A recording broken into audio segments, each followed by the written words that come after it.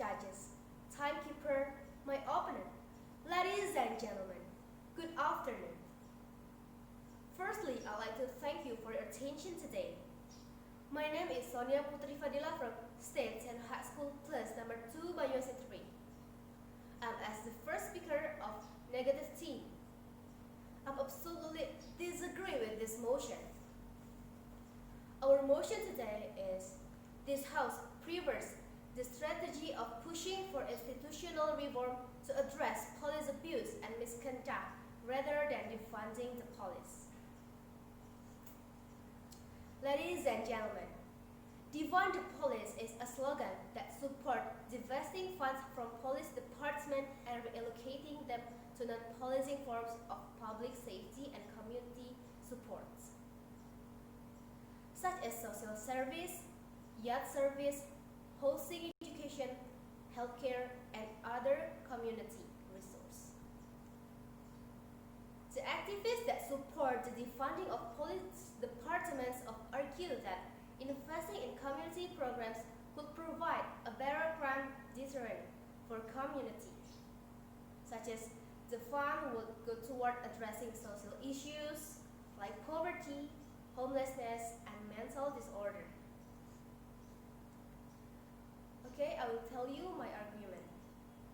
First is, the allocation of funds from the police is more effective than reform at addressing police abuse and misconduct.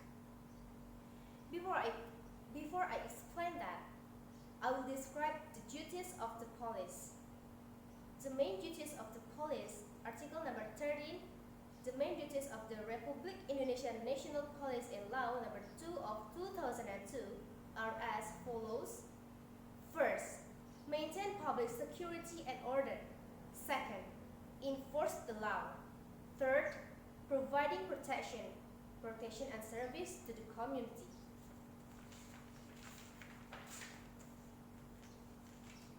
Ladies and gentlemen, why it is called more effective? Because now many police officers abuse their duties and power.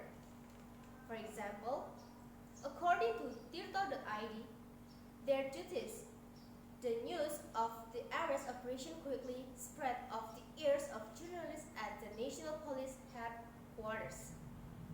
It contained 7 police officers from the South Sumatra region, police and 1 civil servant who were arrested for allegedly carrying out illegal fees. They colluded to carry out extortion related to the selection for admission on the 2017 National Police.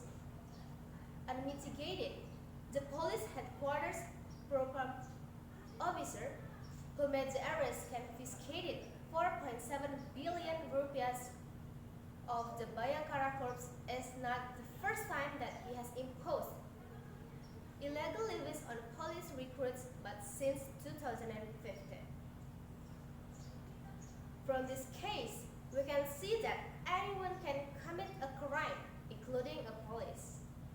So it's better if the funds that have been given by the government are used in appropriating. It will be better for these funds to be allocated to sectors that are most in need, such as to independent parties, such as the Transportation Agency or Ministry of Transportation, so that these funds are mostly useful. Second is reduce abuse of power. According to a report released by the Urban Institute, each year the central and local government of the United States spend more than 100 US billion of the police sector. Local government dominate the amount of these sources of funds. Approximately 97% of the funds were used to meet operational needs such as salaries and police benefits. Based on this figure, it can be clearly seen that the gap in the allocation of funds by several basic need sectors. The same is true in many other areas of the US as in Chicago, for example. The local government